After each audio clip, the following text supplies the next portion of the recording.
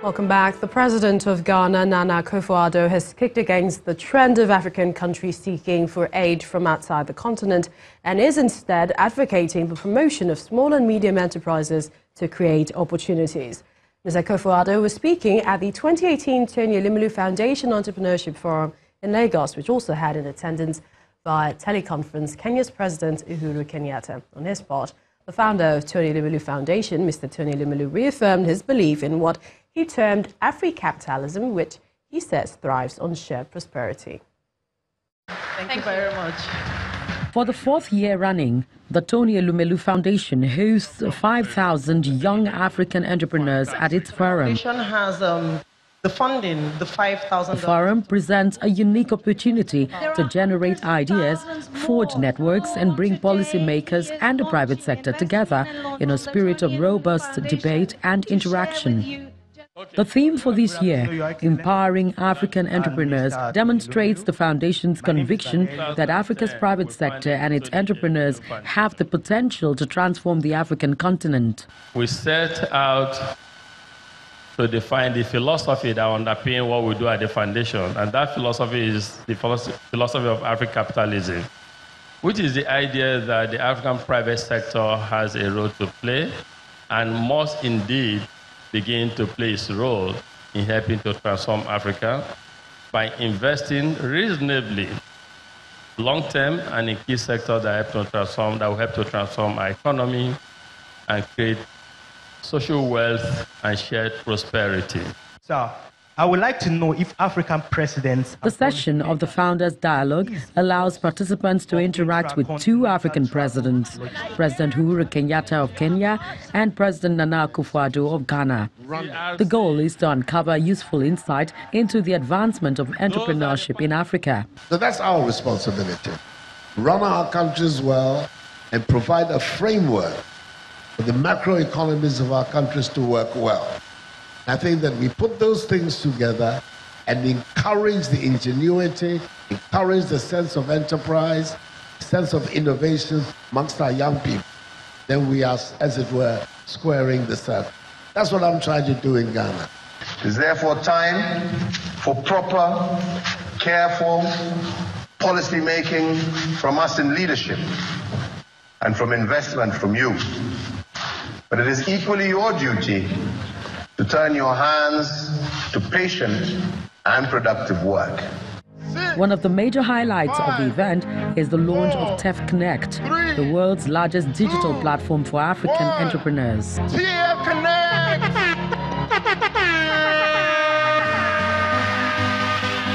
Connecting you entrepreneurs, we're connecting the government, we're connecting the private sector, the mentors, the investors, the accelerators and the incubators all over the world, all over Africa, all over this round stage to come and network, come and learn, come and leverage on business tools and curated learning content.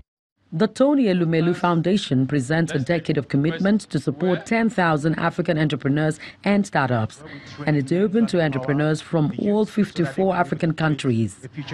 Over the next 10 years, the goal of the foundation is to generate over 1 million jobs through these entrepreneurs. Boosting the agriculture sector remains an integral focus of the Anambra State government, and a memorandum of understanding has been signed with a company in the private sector on yam cultivation to do just that. Governor Willie Obiano disclosed that the venture, once underway, will lead to the export of yam and its derived products for export to Japan, Europe, and the United States. Yam is a major staple food in Anambra State. It's regarded as the king of crops, and those living in the riverine areas cultivate it in large quantities and sell to other people within and outside the state.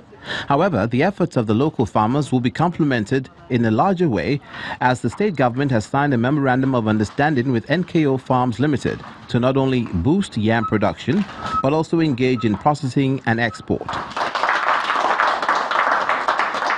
There can be no better testimony to the enabling environment His Excellency has created through his policies than the willingness of investors, not necessarily based in Nigeria but in Anambra, to plow hard-earned equity into investments in the state. According to the managing director of the company, the project will be totally mechanized as well as carried out in the best of standards. Within the first 5 years of our operation, we have planned to export 480 metric tons of whey yam tubers, 480 metric tons of processed yam flour, and 240 metric tons of processed yam cheese. The governor of Anambra State, Willie Obiano's economic pillars has agriculture as number one, and this latest project will add value in no small measure, as according to the governor, the investment will provide viable export and job creation opportunities. Most of our yams are already being sold outside Nigeria through Ghana, because some of our people do not have the license to do that directly with the foreign countries. But we are putting that in place to ensure that that happens, so that our yams can be sold directly by our people instead of going through the medium of Ghana to be able to sell those products. The high point in the signing of the MOU brings to 43 the total numbers signed by Governor Willie Obiano, in which 8 are fully operational and 12 at various stages of development. In the current MOU, the investor is contributing 75%, with the state bringing the remaining 25% to bear. And the company expected to mobilize to site within 90 days of the MOU signing or risk having the land title revoked. Now to some company news. What gets measured gets done. It's the mantra running through the conference of the Society for Environmental Toxicology and Pollution Mitigation, SETPOM. This statement was made by the guest speaker at the Society's 2018 International Conference to spur participants to put words into action and measure progress in environmental protection. Fellows and members of the Society for Environmental Toxicology and Pollution Mitigation, SETPOM, guests from around Africa, and students at the 2018 SETPOM International Conference in Lagos. The theme is environmental advocacy, policies and sustainable pollution management, and the SETPOM president gets into it without delay. More recycling stations should be established in Lagos. Landfills have the potential to cause a number of issues.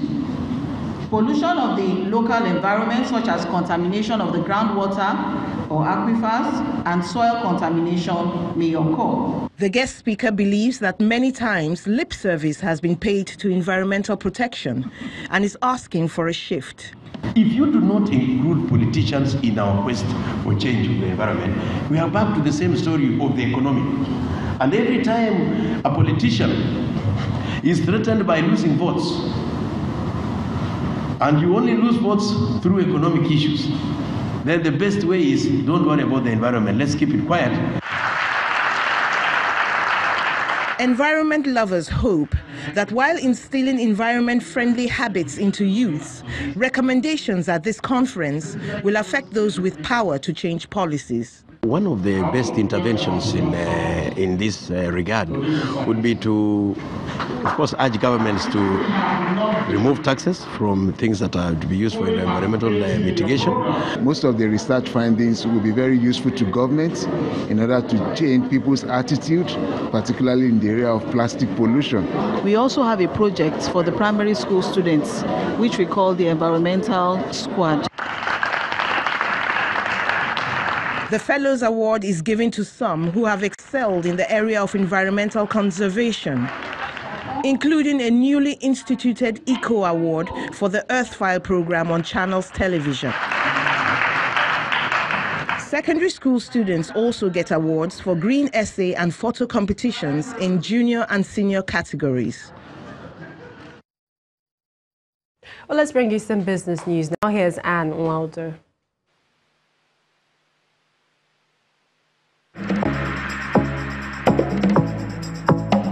You First. First Bank.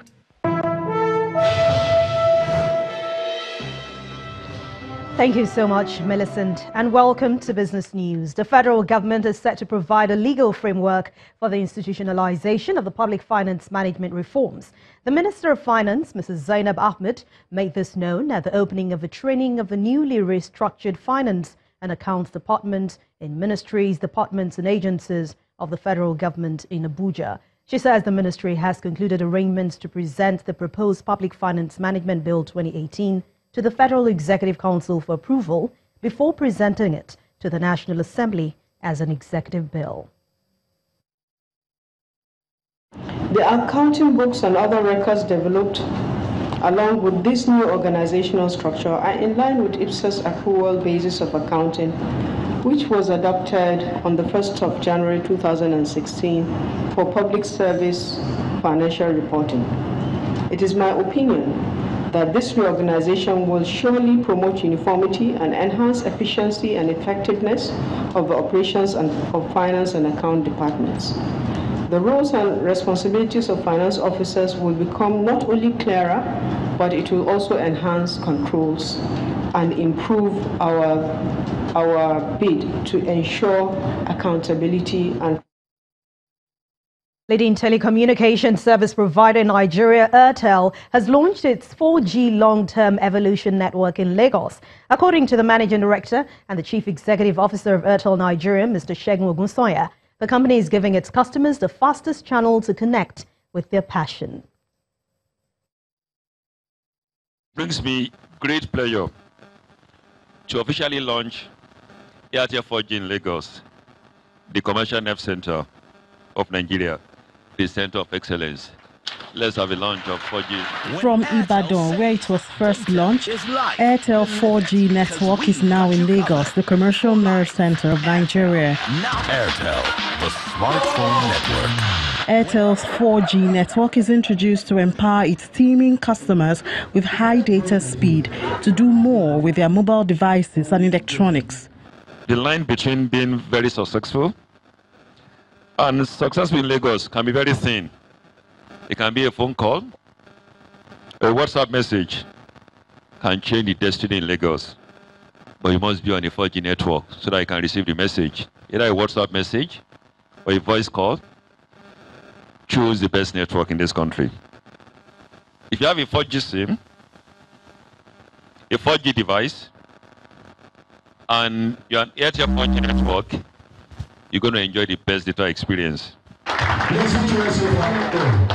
According to the management, Airtel 4G is the best long-term evolution network offered anywhere in Nigeria. We're not the first, but we're the best, and we have the largest as I speak now. You know, size is very important in life. We've got the largest coverage, we cover the most cities in this country, and we offer the best speed as I speak now. So we don't claim to be the first to launch 4G. We are claiming to be the largest 4G network in the country now. Size matters.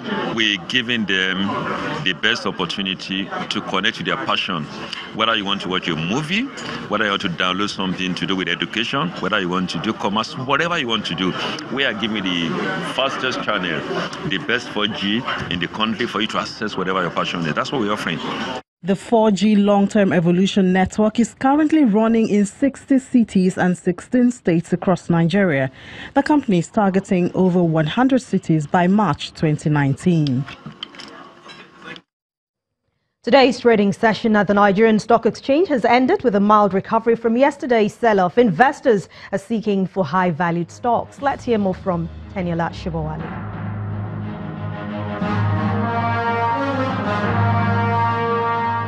Hello and welcome to the Stock Market Report. The domestic stock market today managed to regain some ground from Wednesday's massive load shed on the back of price recovery by some major bellwether equities. Bargain hunting for stocks from the consumer goods, banking and the oil and gas sector lifted the all-share index by 0.44%, while the total value of listed equities rose by 34 billion naira to 11,881 trillion naira. However, on the price table, Bank, Royal Exchange and Total emerged as top three best performers in percentage value, while AG Leventis, Better Glass and Qtix are the worst among 18 losers. In contrast to the previous session, total volume of shares traded today surged by 127.33 million units to nearly 350 million shares in over 3,100 transactions, mostly led by the shares of FCMB. And that's the Stock Market Report. I'm Teniola Shibowale. Thank you, Teniola. Well, it's a similar picture of recovery for most of the world's leading stock markets. Let's check out how they all ended today.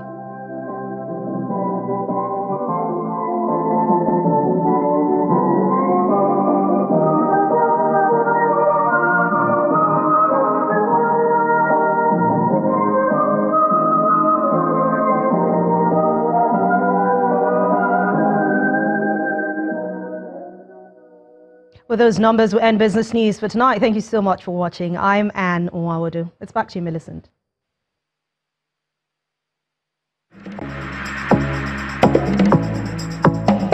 You First. First Bank.